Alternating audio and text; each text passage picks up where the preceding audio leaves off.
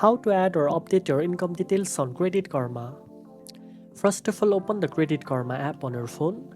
Next, tap the three horizontal lines at the top right corner to open the menu. Then go to the Settings section. Now look for Profile under the General section. From here, tap on the Employment and Income section. If you are adding your income for the first time, enter your current annual income. If you want to update it, simply replace the old number with your latest income amount. Make sure to double check your entry to keep your financial profile accurate.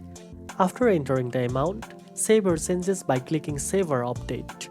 Updating your income helps Credit Karma provide you with better loan offers, credit card suggestions, and personalized financial advice. Now you know how to add or update your income details on Credit Karma. If you found this video helpful, don't forget to like, share, and subscribe for more financial tips. Thanks for watching, and I'll see you in the next one.